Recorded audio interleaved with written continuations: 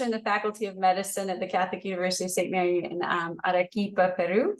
She's also the director of the Health Center of Mariano Melgar and board member of the Medical College in Arequipa, Peru. And also with us today is Dr. Holly Martin, who's an associate professor of pediatrics and serves as the director of the Pediatric Nocturnist Program at San Francisco General Hospital for UCSF. And she's been working in Peru for quite a while now, right since medical school, I think, Holly, on public health issues that affect children since 2007. So with that, I'll hand it over to Dr. Hermosa and Dr. Martin. Thank you very much for joining us today. Thanks so much, Angela. I'll let you go first. Thank you, Holly. Thank you, Teresa. Okay, I'm going to share the presentation first.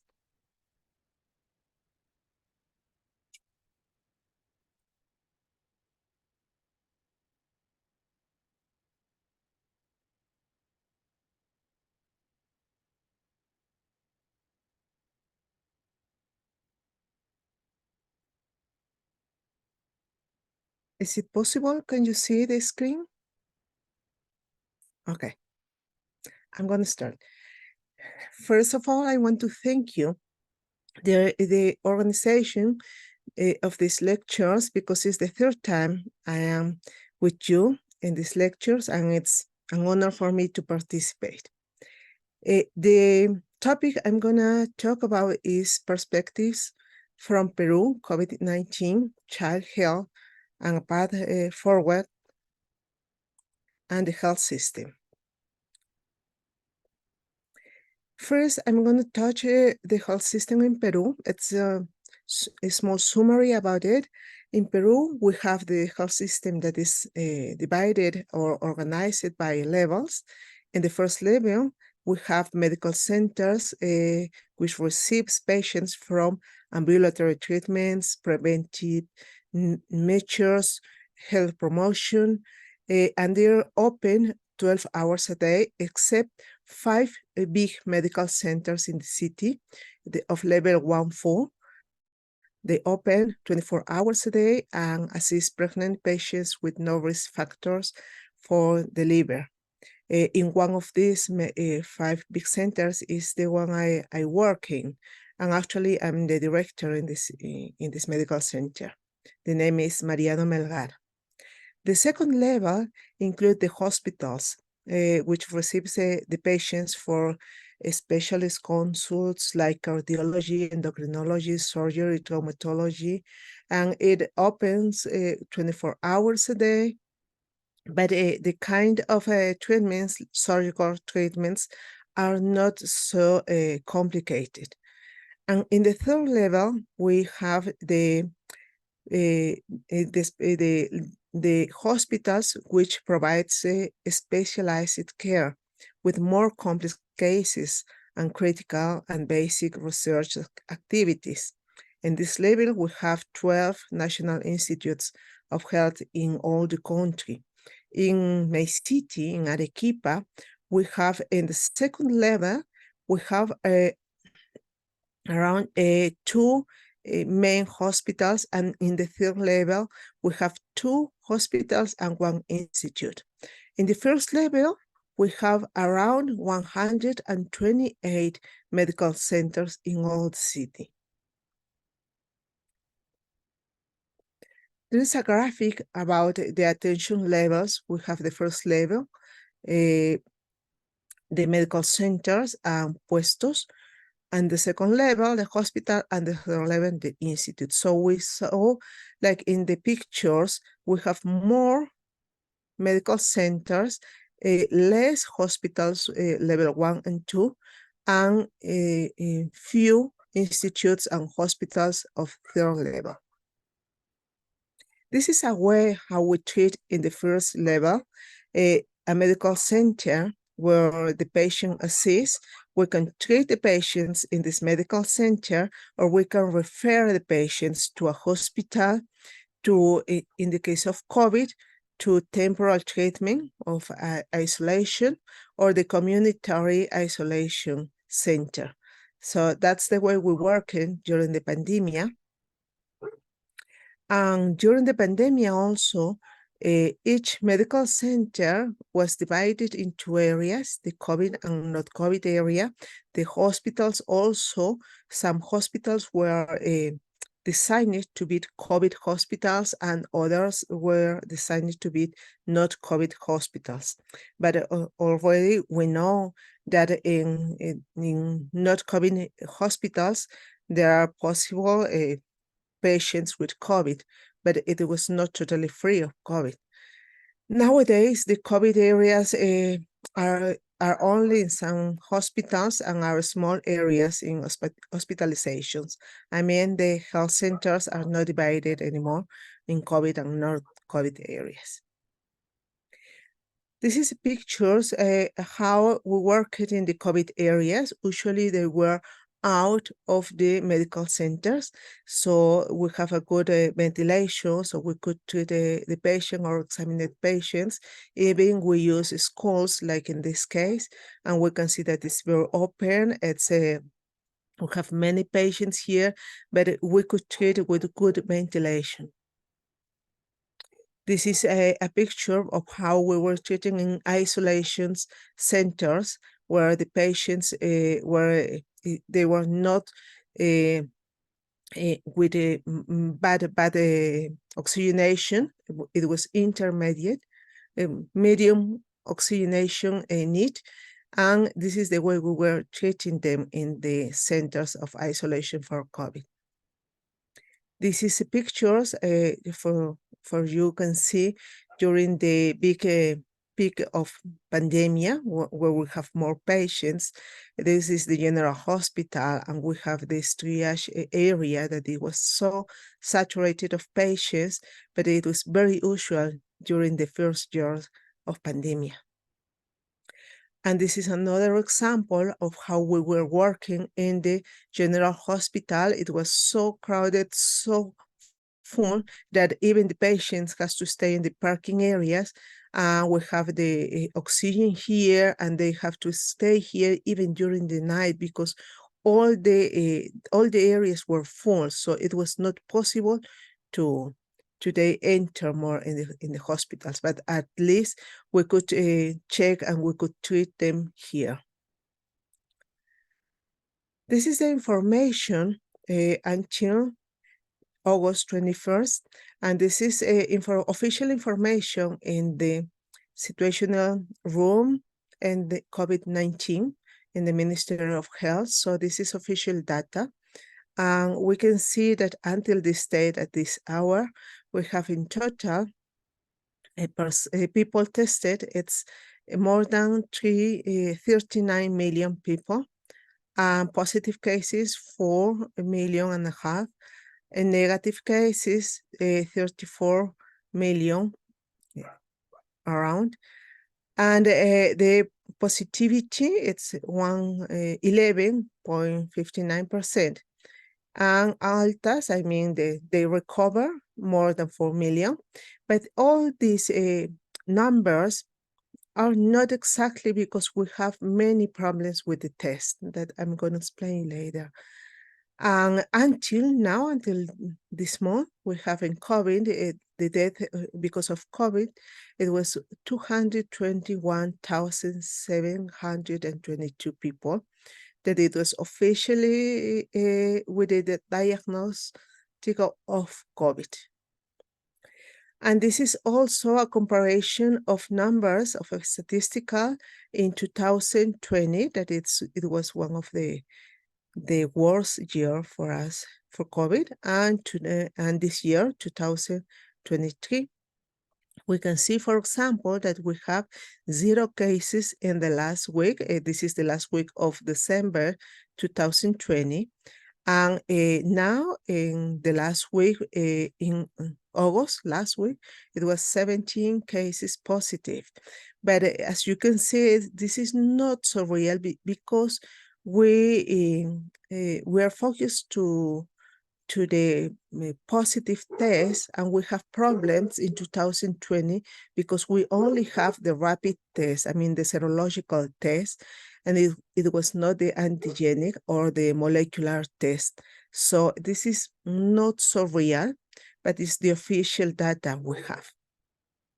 Also, we have here that the rate of incidence, it was 3,333 per 100,000 inhabitants that had COVID. And in this year, we see how it decreased to 139. So we can see the difference that's very big between 1 year and another. Also, this is a graphic that shows how it was because taking the age as a variable. So we can see that in the children, it was very small cases, few cases of COVID. And also we have this in red, the red parts are masculine, men, and the orange are female patients. So we can see that in the children, we have a small sample, few cases, if we compare with adult cases in this age. I take this graphic for you to see how were the deaths in COVID. And this is from 2020 until now, 2023. And we can see the deaths, how it was in the first year. The waves were very high, close to 5,000 deaths. And this is 2021. It is still big, but in 2022, it decreased a lot. And in 2023, it's even less. What happened here is that we started the vaccination against COVID. So we have very good results with the vaccines, and we could see it even in the personal health personnel. We see how it decreased the infection and the mortality. The mortality in medicine doctors because of COVID, according to the Medical College, the official data, since April 2020 until July 13 this year, 581 medicine doctors died in the country because of COVID. And in February of 2021, we started the vaccination of health workers. So all this data decreased a lot also in health workers. This is the official data of the Medical College, and we could see in Iberoamerica that after Mexico and after Brazil, we have the third position of medical doctors who died because of COVID. These are some pictures that I chose for you to see how we were working. I like these pictures a lot because it was my patients. It was of a night work during the pandemic. Even we continue assisting the patients, the pregnant patients in labor. So this is a patient, Maria, who had 32 years old, and it was a nice time because during the pandemic, she was so afraid to be contagious, but everything was well. We were working like this. If you can see, everybody were very well protected. And we can see the new baby. It is here very happy now with the mother. And this is my medical center, Mariano Melgar. I like it a lot to work there. We have an excellent team, more than 100 people working here. And during the pandemic, it was very hard for us to continue helping the people because it was so crowded of COVID patients. But fortunately, no one of the health workers in this medical center died. It happens in hospitals and other medical centers, but we were lucky that we received, even they were in intensive care, even they were hospitalized, and most of the people who work here, but everybody could do it. Everybody could live, and we're very happy for that now we celebrate that we are alive and we continue working together. This is another picture to show you that during the pandemic, the army and the police helped us a lot to work with the people because we have to go to very poor areas, even travel with the army and with the police to help people there because we don't have enough medical doctors. So we have to travel to many places to help people, to assist people. This is the way we were working in COVID areas in some places where there are not many houses, but we have good population. So this is the way we were working. Also here. And this is a picture of my city, Arequipa. You're welcome when you want to come. It's a very nice city, 1 million people. It's a population. And we have I believe, a good system. We don't have much budget, but I think we are doing a good job, and we're happy to work here. Thank you.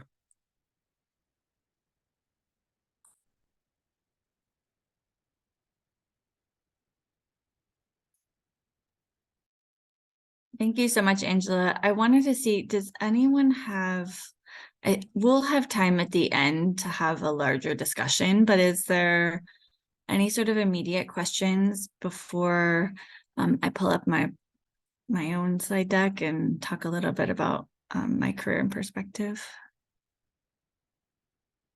No? Okay. Sorry to interrupt. Hi, everyone. Yeah, go ahead, Hannah. My name's Hannah. I'm one of the pediatric interns here at UCSF. I was just wondering if you could talk briefly about what quarantine was like, if any, from the government in Peru, and what was challenging or not so challenging about that in Peru. During the quarantine, during the pandemic, the government measures in March 13, in 2020, they closed the frontiers of the country. Also, they said that we cannot move during the night, since 8 in the night. It was, I don't remember in English, but it's toque de queda. I mean, you cannot leave the houses, you cannot go in the streets, and the army was in the street. To be honest, it helped us, like medical doctors, because there was, it decreased the contact between people. I mean, the social distance could be better, because there were not parties, there were not meetings, so it helped us. But even in spite of that, we have a very, very difficult time because our hospitals were not prepared. I mean, we have intensive care beds that were in Arequipa only. We have around 10 intensive care beds for 1 million people. So you can imagine during the pandemic, we didn't have enough, we didn't have enough oxygen. For that, you could see in the pictures that people were buying balloons of oxygen. I mean, Like a and tank. it was Yeah. 10 times the value that usually it was. At the beginning, oxygen value usually it cost like $200. And during the pandemic, it was like $2,000. I mean, and a few people could have it. It was, many people died because fault of oxygen more than other complications. So the health system was not prepared. We were not prepared for that. And even the people who were working, medicine doctors, started to die in the jungle. It was a very bad situation because in the cities like Arequipa or the capital like Lima, we have hospitals, we have doctors, we have at least the minimum to face the pandemic. But in the jungle, it was much more difficult. And the medical college helped a lot, hiring private planes to transport the doctors from the jungle. Many of them could survive because of that. They were transferred from the jungle to Lima, the capital, and they could be alive. Yeah, it was very expensive, but at least many doctors could do it for that. But you can imagine the usual people couldn't do it and died there. And to go to the jungle, at least in Peru, we only can go by plane, because if we go by earth or by the river, it takes like 3 days to arrive to those cities. So it was the only way to do it. Thank you so much. Any other questions or comments? Okay. I'm gonna try to share my screen.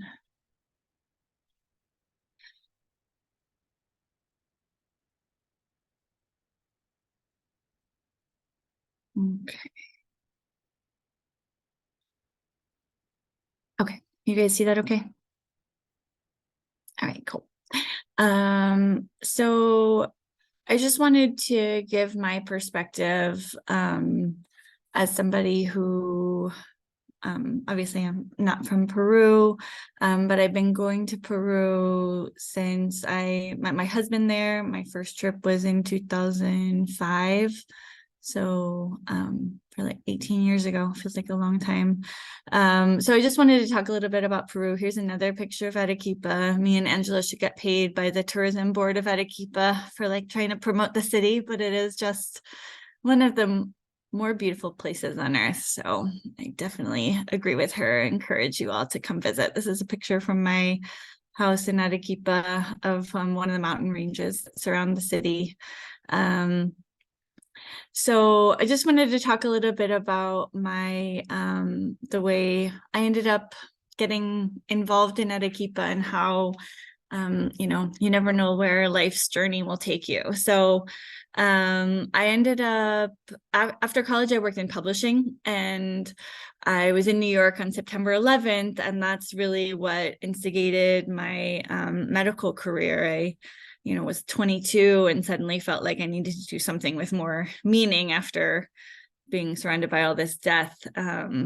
And so I went to medical school after a post-bac, and I was at Columbia for medical school in New York. And Jeffrey Sachs, who's actually an economist, but has been doing amazing work on a lot of health-related things for ages out of Columbia. I listened to his talk about the global epidemic of diarrhea in like 2003 or 4, something like that, and just really was so eye-opening for me. I hadn't really learned about that yet in medical school, and it makes me feel old now, but like 2003, it was a long time ago, and that was like it was still one of the leading killers of children globally.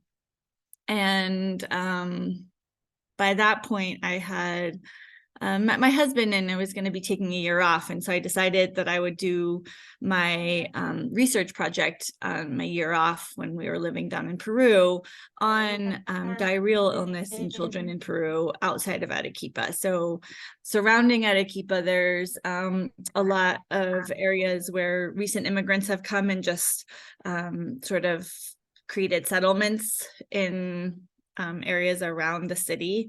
Arequipa is in a like high altitude desert surrounded by mountains. So these areas of the settlements are called Pueblo Jóvenes, and they have no water sources at all.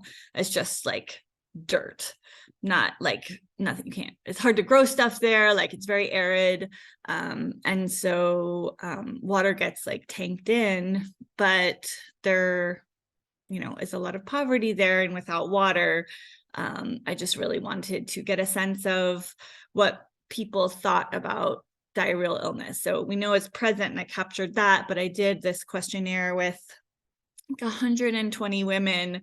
I walked the streets of the Pueblo Joven every day for like 9 months, knocking on every door and interviewing them if they had children under 5. This whole questionnaire about all about their demographics, and then also about diarrheal illness in their children and what they thought about its origin and how they treated it, and basically trying to get a sense of their understanding of the disease. And it was really incredible, just meeting all of these women, talking to them, feeling like I got to know the area, and also realizing that once I analyzed the data, the people who use some sort of rehydrating solution for their children, there was a direct correlation between having gotten some sort of health education, either by a like promotora or some sort of community health worker or somebody in a clinic somewhere who would explain to them about dehydration and rehydration solutions. And, you know, whether you make a homemade one or you get something at a pharmacy, it all kind of does the same thing. So I really, from that point, felt like, I mean, it was funny because I was still a medical student, but it informed like all of my medical kind of professional thoughts about just make sure that whatever I learn, I explain it to people, and so that they can take that and use it for their children going forward in pediatrics, and kind of has been one of the like cornerstones of the way that I approach everything, whether it's practicing here in the US or different projects that I've embarked on related to child health in Peru, just kind of passing on education as the most effective way to have kids get the appropriate treatment. I'm just looking at my slide and I'm like, actually, it wasn't 120, it was 328 Peruvian mothers. That's so many. If anybody ever came to me with that project, I'd be like, that's a little overambitious. I think you should tone it down. Good for my mentor, not making me stop. So anyway, I like kind of funny. I went on to residency at UCSF. I've been here my whole career since medical school. I was a plus resident and I kept working every year. I would go to Peru. My husband is Peruvian, as I mentioned. We had our first kid when I was a fourth year med student. So our residency was a lot of like, how can we find time to go visit his family in Peru, let them see the grandkids, and do a little bit of like house research on the side.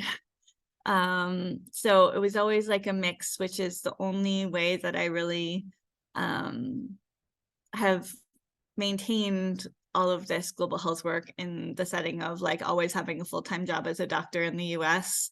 It's been because it's all linked, like professional and personal life is all connected down there. And it's not just something that I'm doing on my own. It's like a home for our family too. So I had a nonprofit in Peru when I was a resident, and a lot of my stuff that I did in residency was around forming that nonprofit, having people come down, work on it, doing different things all around like health education, mostly in the community, and trying to like work on bridging the gap between you know, appropriate treatment and helping translate that from the medical perspective into the perspective that the community absorbs. So since then, like working at UCSF, I developed you know, lots of different ideas, and one of the things that I've always really been passionate and excited about is NRP and its potential to save lives in the global context, and thinking about how in especially remote areas where people might not see difficult deliveries all the time, whoever's there could really have the assistance to act appropriately and in a timely manner. And so with that, it was an idea I came up with actually when I was right at the end of third year of residency, for an app on a phone that would guide people through NRP in real time as the baby's born. So almost like, you know, you have your timer, but it could be giving instructions and receiving information about the baby. And there's been lots of different iterations of it. And it's still something that's kind of in the works. I'm not a tech person at all, so I don't have programming skills. So I've always been partnering with people, but we've done, Angela and I have done different projects on that, and, you know, seeing how that can take effect. And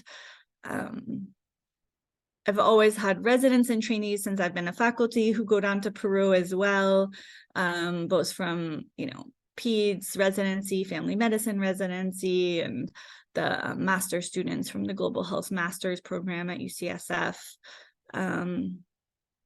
separately from my career, my husband and I always wanted our kids to grow up in both countries, because visiting is really different than living somewhere. And so I also was always like, it's always hard to go somewhere on a trip, try to get things going, and then you get some traction and then you leave and go home again. And so in like 2017, 2018, we actually packed up everything, like sold all of our belongings, moved out of our house and moved down to Peru to live full time, while I commuted up to San Francisco and stay at Airbnbs and work for like a week at a time and then go home again to Peru.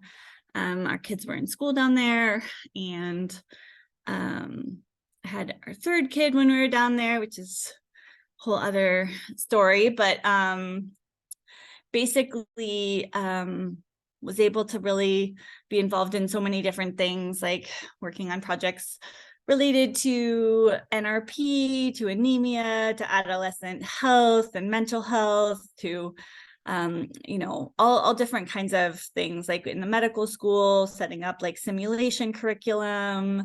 It was really, really exciting and awesome, and had lots of different things happening.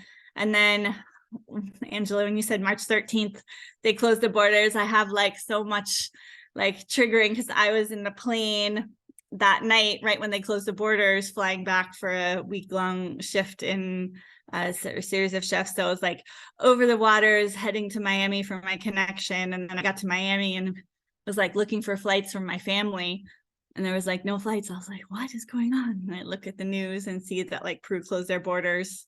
And so that was the beginning of like the spring of 2020 for us, was a separation where I was stuck in the United States, living in a hotel in downtown San Francisco, which was a weird place then. And my family was all stuck in Peru until like the end of June that year, when we finally were able to evacuate them up to the United States. Since then, we've been in the US. This kind of talks, yeah, I think I covered all the things. Like also childbirth experience, like I've always really been interested in sort of like the maternal and parental experience and understanding. I think that has such value wherever you are, like really understanding what is the patient perspective and how can we fully grasp what their perspective is as we try to figure out the best ways of communicating our health information and what we're trying to do, make it a kind of like as collaborative as medicine can be. We'll have more success. So it's another view from my house in Peru. I'm going to shift a little bit and just talk a little bit about Peru and some, like, show you guys some graphs and stuff to like conceptualize a lot of this. I think, you know, a lot, I mean, Peru has changed a lot over the time that I've been going there. And it's something that is like so visible. And like Angela, I remember when I first came to Arequipa to visit my husband's family in 2005, there was one stop sign in a city of like 1 million people. It was still like 1 million people then.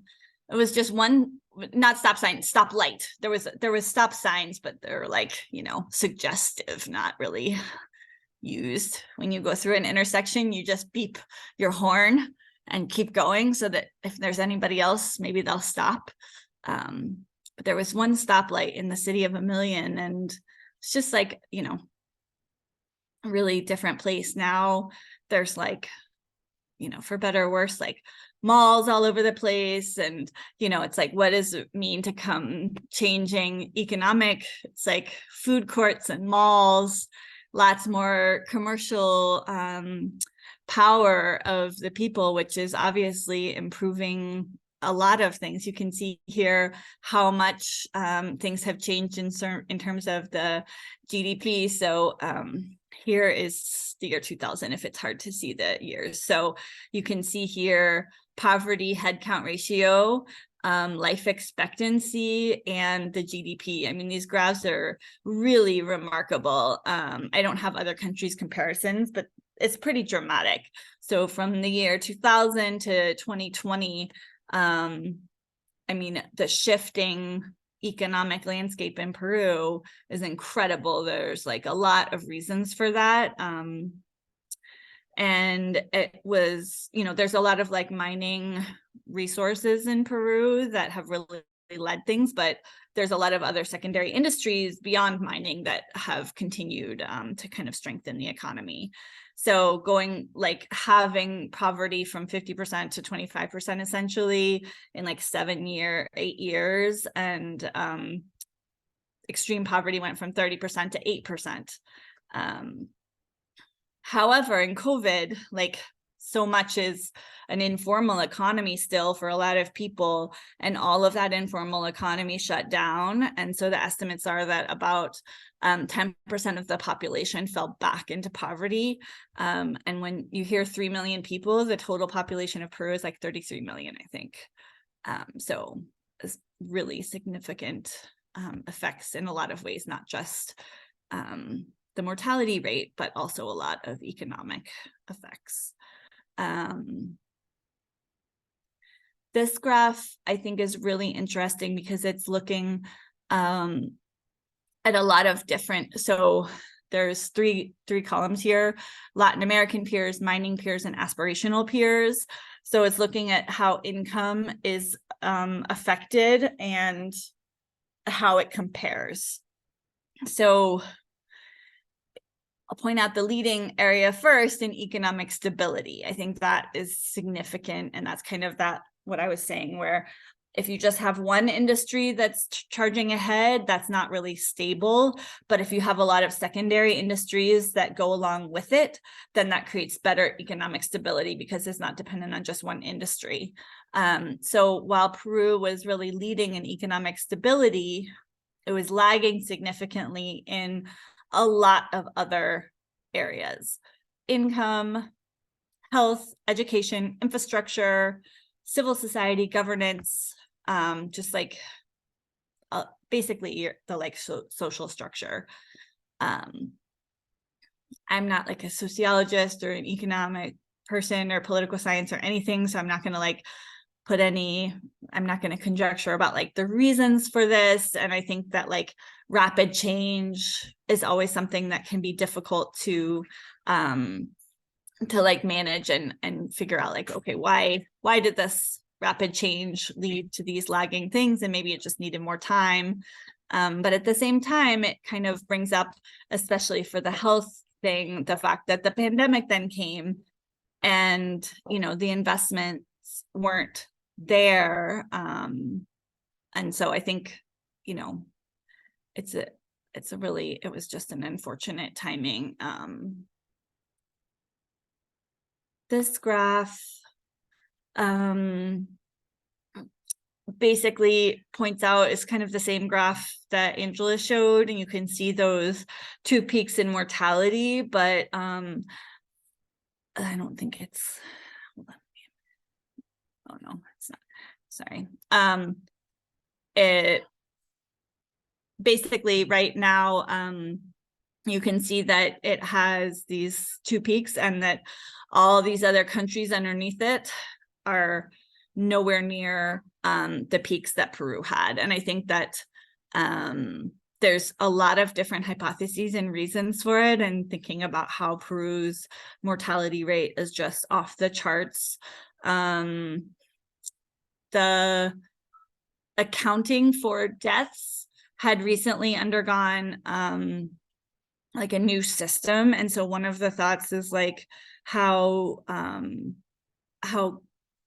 the birth and death registry system had been like improved really recently, basically right before the pandemic. I don't remember what year exactly, but that was one of the thoughts. But it's still like, even after that, thinking about, not that it was properly categorized, but even just countries knowing how many people there are in their population, how many people were born, how many people died, that is something that is really a challenge in a lot of places around the world. And so it could be that some of this is related to the improved record keeping that had been established. But at the same time, there's other, it's kind of so stark that that can't be the only thing. Same thing here, just looking at how much higher the rate was in Peru. And here, this is cumulative deaths from all causes compared to projections. So you can see here, Bolivia, Ecuador, Mexico, Iran, and then the United States is down here. So whether or not it was categorized correctly, attributing it to COVID, at the same time, all deaths, unless they're just not capturing rural deaths in the same way that Peru is able to, it just still points to a sort of outstanding mortality rate overall for Peru. Which, to be honest, like, I've never completely come to any sort of hypothesis that gives me closure about it, because like Ecuador, I don't know much about Ecuador or Bolivia, but they're the neighbors. And so like societally, I would expect that they function somewhat similarly and had somewhat of the same challenges in terms of informal economy, people still needing to be out and about, and et cetera, et cetera. And in some ways, Peru's lockdown was just like much more significant too. So it's hard for me to completely come up with a good hypothesis about that. I think it's really interesting to think about, but not really clear. This is just another graphic looking at it, but thinking about like, this is all per million people. So the numbers are per 1 million. Looking at the infections in Latin America and the Caribbean, infections globally. So pretty much middle of the road there. Of course, counting infections is all about the testing capacity. So kind of take that with a grain of salt. But then looking at deaths in Latin America and globally, it's just kind of shocking how high they were. That being said, like Angela was talking about, you guys were kind of asking about, there was such a significant dramatic lockdown. Vizcarra was the president of Peru during that, and he had been the vice president, and then the person he was vice president under had gotten kicked out for corruption. And so he had been this kind of, he had never intended to be president, which in my personal mind and opinion, it was like, oh, that's good. Like, he's not a power grabber. He's just gonna like do right by the people. And, he ended up having a lot of corruption stuff later, but in the early part of things in the pandemic, it felt like he was trying to like do all the right things public health wise, like listen to advisors, do a total lockdown. He locked down the borders. He, set up these curfews. Only one person in a household was able to go out to go shopping for the whole household. Nobody was supposed to be on the streets. You couldn't go out at night, like trying to decrease all the societal like interactions. I will say, like, those were all the rules. And as Angela said, I think it really helped. But I think that part of what is so hard is that like everything is like, it's the thing that I love about Peru. Everybody is so interconnected. And so like down there, my family is like 18 people. And like most days that I'm in Peru, just even when I was living there, not because of visiting or whatever, I would see like 11 of those 18 people on any given day. And, having that change during the lockdown, people tried to follow the rules, except it's somebody's birthday. So like, well, like for the birthday, we'll all sneak over, like it's, and so I think that like, was like from that perspective, it's hard because, you're like, well, you can't just like never see, or like the elderly so much, there's not many assisted living places, and people live in homes as they get older, because it's an integrative society where children are there every single day checking on their elderly parents and like helping them and doing all these things. And you can't just like stop helping them. So I think there's a lot of ways in which some of the structures of that make it such a strong society made it hard for everyone to be at home by themselves, like and not go out in the same ways that, you know, certain parts of the United States society were able to stay at home, order everything on Amazon and Instacart, not go out. And then, you know, there's a lot of other parts of American society where that is not the way they live. And we see that in our own sort of reflections of mortality in the United States. And so I think it's like something that is reflective on an international basis, not just in Peru. I think, Angela, this is your picture, so I'll keep going.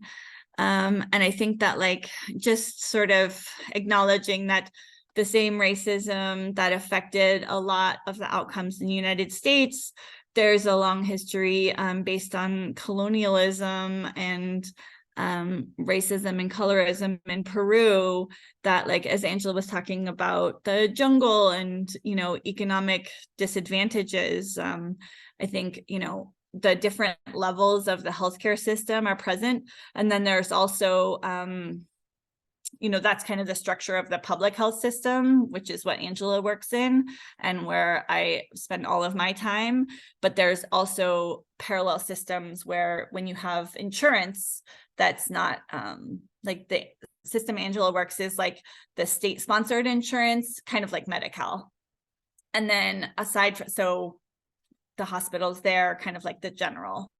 And then you also have the government sponsored. It's like if you have insurance, it's that insurance, almost like if we had a single payer system, basically. And so if we had that, it would be like Peru, where there's the whole system of insurance. You can get it through any job, basically, and it's called Salud. And so they have their own triangle of care options. And then apart from that, you can have just private clinics or hospitals where you go and it's like pay fee for service for care.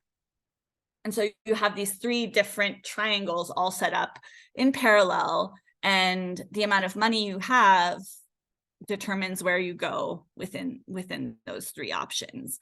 And so I think, you know, a lot of the difficulties are that you're running three different parallel options. It's really similar to the United States, except that you're not, you know, there's not oxygen at one of the options. And so it just really led to a significant detrimental care working for that population. And it wasn't just that, it's also, you know, like PPE and other things like that Angela experienced. And, you know, my sister-in-law is a nurse at the public hospital.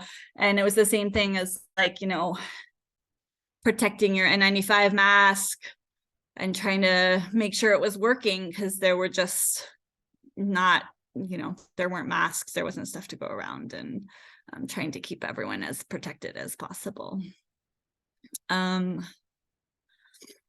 I want to leave a little time for questions and discussion and stuff. So just we'll leave you with this. I think that like in my kind of thinking about it, the reason that I'm happy to have this kind of like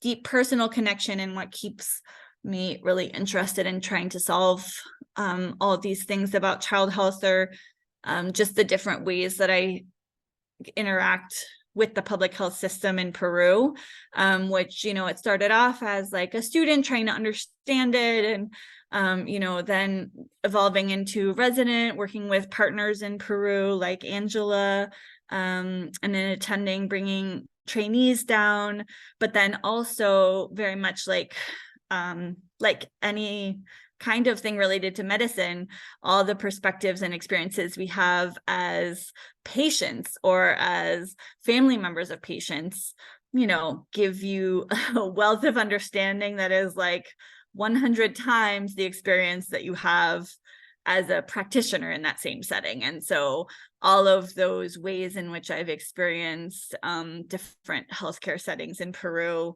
and with my large family, it's like all the time.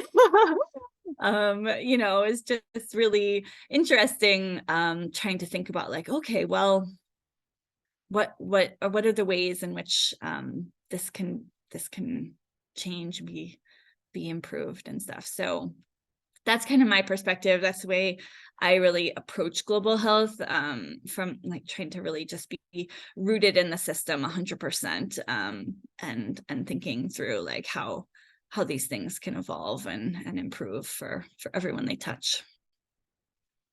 Okay, I'm going to stop sharing so we can all see each other better. Open it up for any questions or comments. Thanks, you guys. Thank you. Thank you both. If anyone has questions, feel free to just come off mute. You can raise your hand or you can put questions in the chat and I can help monitor the chat for you. I want to thank you both for sharing your experience and sharing your stories. It was so interesting to hear.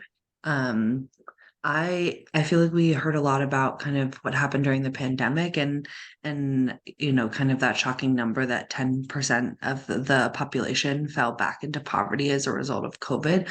I would love to hear your perspective on kind of how the recovery has gone now that we're in a post-COVID place, and what you see as the progression now that you know, we've moved hopefully more past the pandemic. Definitely. Angela, I'll let you address that. I would say for myself, because I don't live there anymore, I have like 2 snapshots, and one is my trip in August of 22, and then my more recent trip just this month. And in August 22, it was still very much like, you know, you had to take your vaccine card everywhere. If you wanted to go to the mall, you had to show your vaccine card. Everyone was wearing 2 masks. Like 2 surgical masks was the rule for whatever reason. And like, you know, so it was very much a pandemic experience still. And then this month I was just down there and there's just nothing. Everything is, it's like, yeah, it's really completely open, no masks, all those restrictions are completely gone as far as I can tell. So, but Angela, please, like, since you're there all the time, you can weigh in on how things are evolving. During the pandemic, we have a crisis, economical crisis, but to be honest, people were prepared, more or less prepared, but like Holly said, like 50,000 years ago or 20,000 years ago, the economy was very bad. I mean, was really worse. So in the last years, it improved a lot. Just to have an idea, just to give you an idea, a house that costed in 2005, $40,000. In 2018, it costed around $300,000. That's the way the economy changed in the last 20 or 15 years.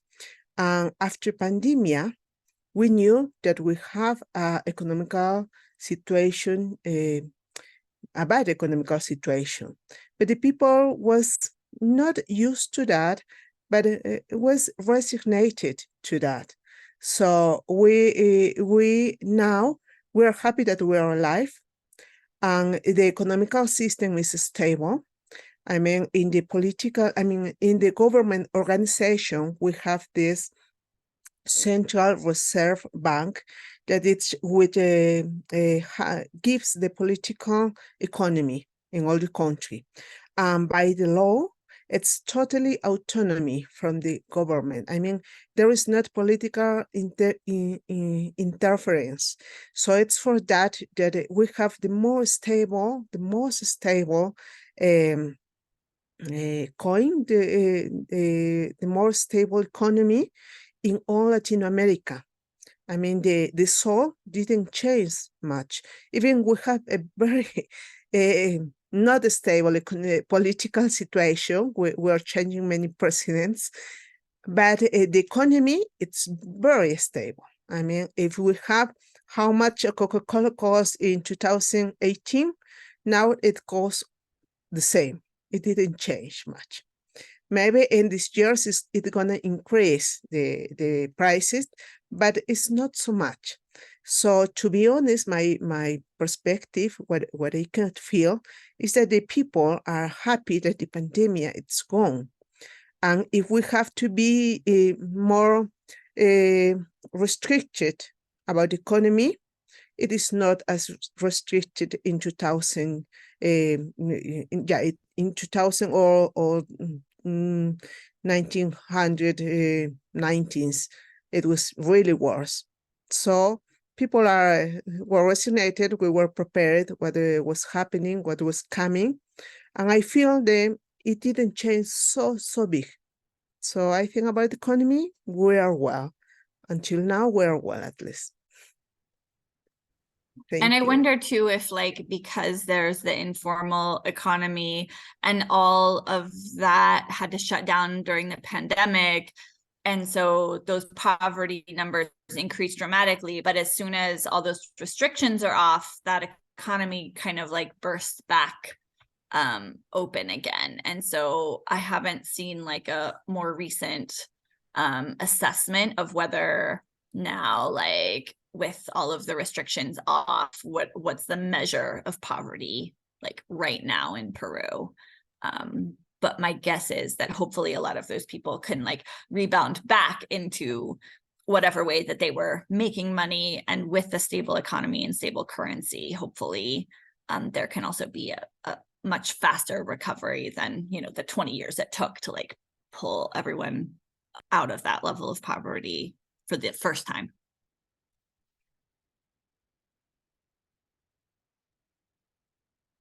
I have a question, and this is probably actually for both of you.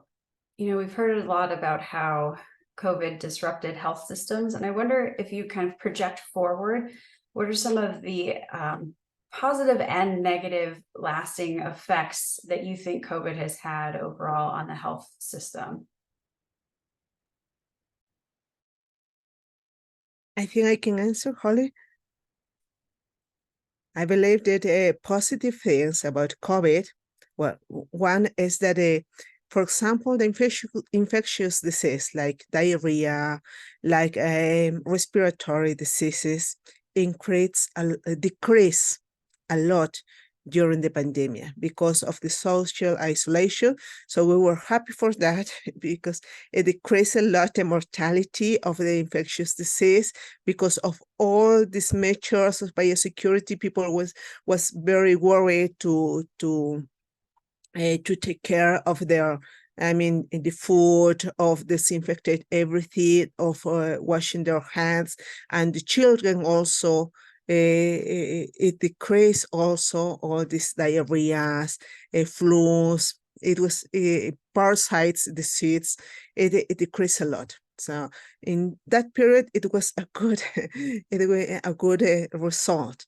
And the other thing is that even if we were not prepared in the health system, the pandemic discovered the real situation. I mean, we could focus what was really bad. We have only, like in Arequipa, like 5 beds of intensive care. And in all the country, it was around 50. So we realized what we really need. So the government started to give more budget immediately to increase the intensive care beds, to hire more health professionals and also doctors. And they opened many budgets during the pandemic that could help to improve the hospitals. I mean, that's I think the positive part. The negative part, another thing else, during the pandemic also, we have a good, I believe, a good health political policy during the pandemic that we try to take care of our health professionals. After April, I think, middle of April or end of April, it was determined that all the health professionals with morbidities and risk factors for COVID were sent home, and they could work from home. We have to protect them. So instead of them, we hired young doctors, young people, and they were in the hospitals, in the medical centers, because the idea was that if this increased more, and we also fall, this group of professionals are going to be the last to enter to face the pandemic. So we protected them, and it helped a lot. They were doing telemedicine, I mean, by phone, by conferences. I mean, they were following patients. They were helping in intensive care areas, but all in remote, all in virtual. So I think it was a good decision to protect our people and to reserve them if the things were worse. And we have intensive care, for example, general doctors, but only 1 or 2 intensive care doctors, and the other were at home, and they were helping there. They were doing every day visit by virtual with the young doctors, so it helped a lot. And they felt secure in that, and they felt that the government and the people we thought in them, about them, to protect them. So it was very good. And in 2021, after the vaccine, they returned to work. So it was very good that they were more protected to do it. And the bad thing of this is that we could see, I believe we could see the bad side of the private system. I mean, the private system was terrible. People were selling their houses to go to the private area to try to have a better treatments, and even the patient diet, and the parents, the relatives have a very big loan, a very big debts to pay to the clinics, like $50,000 because of the days the patient stayed in the clinicals. It was so high that economically, I mean, they didn't have much empathy with the people. Okay, so it was not good. It was very sad that many very big clinics, they increased a lot their income because of the pandemic, because of the tests, because of everything. And even, to be honest, we have, it's a shame, but it happened. We have some doctors that they were sent by the government to their houses because they have bad some disease, but they were working in the private. So it was identified, I mean, that it was not ethical, and they had the sanctions. The medical college make a sanction, a punishment for them, because they entered to ethical committee for doing this. Okay, but a few cases, but we didn't allow it to do it. Okay, the medical college enter and identify them. That was the I believe is the worst thing that we saw, how people suffering, and how a part of the society taking advantage of the situation to increase their income. And they did it so much. I mean, they double their income or even more because of the pandemic. The other bad thing is that we have this protection equipments. We didn't have enough. I mean, the mask N95, it disappeared in the market in 1 month. And even we didn't have the surgical mask during the high cases of COVID. So it was sad because we we didn't have enough protection. So we had to do it.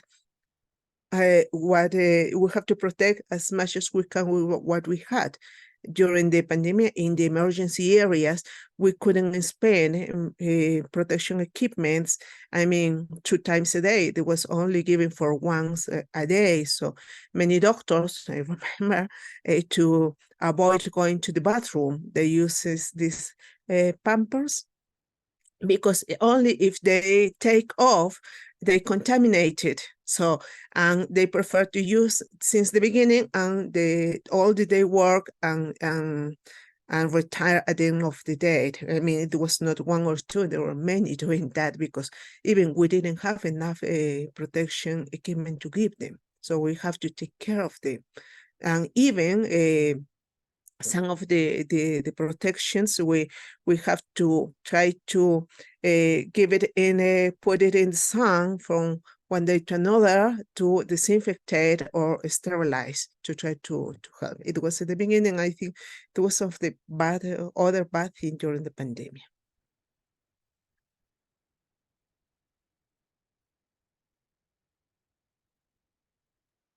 Other questions from the group? Thank you so much for being here and sharing this with us. I was wondering if you could speak to how like the rollout of the COVID vaccine's been going and just general perceptions around vaccination in Peru.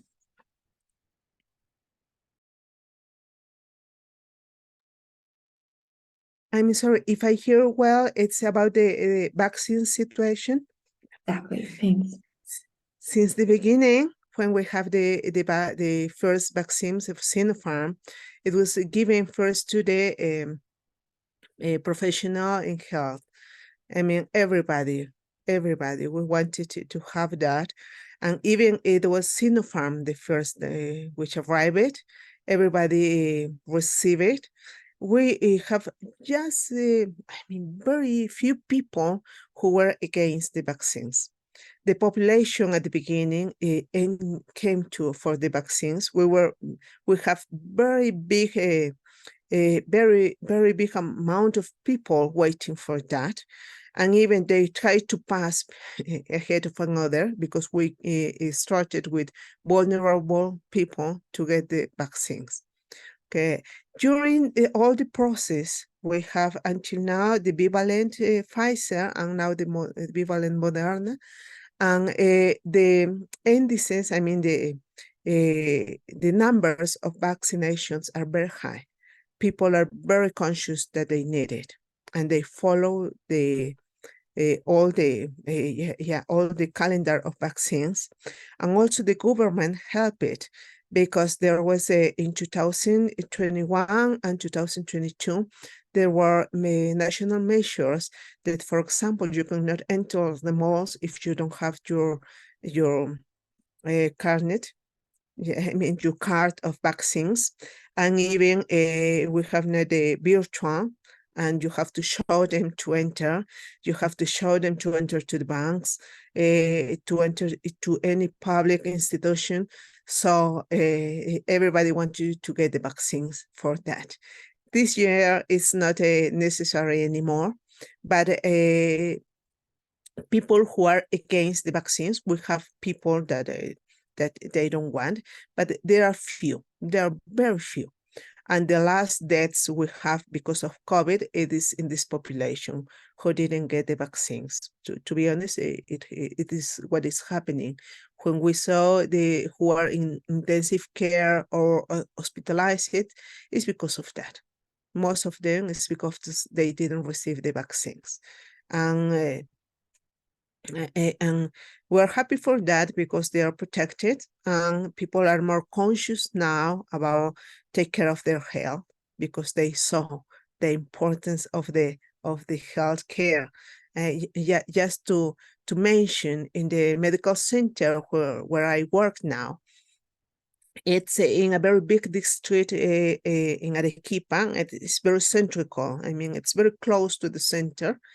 And in 2017, I mean, they have the purpose because the government had a budget prepared to make a hospitals in this a hospital in this district.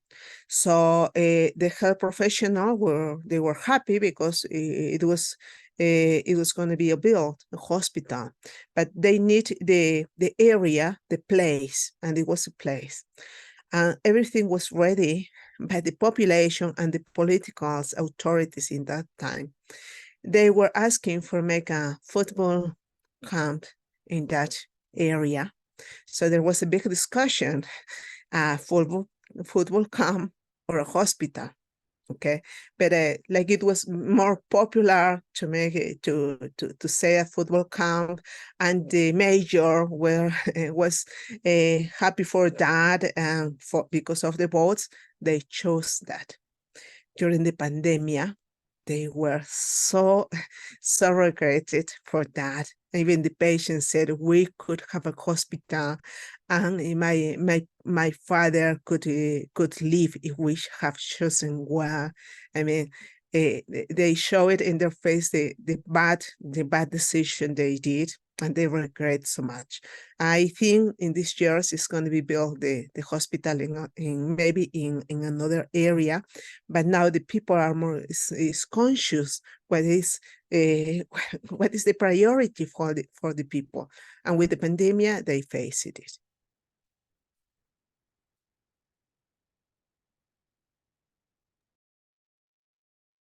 Wanted to remind people quickly, there is a link to evaluation in the chat. Thanks for putting it there, Tiffany. If you wouldn't mind, it's very short, just 2 or 3 questions. We do really value your feedback, so if you wouldn't mind filling that out. And then kind of following up on Hannah's question, have you seen a decrease in general vaccination rates in child populations? That's something that I've seen in the news. It's something that we're facing as well in the United States. So children are kind of behind in their vaccination schedules. Is that something that's been noticed in Peru too? Yeah, that's true. I believe that in the, I don't know if you can hear me well.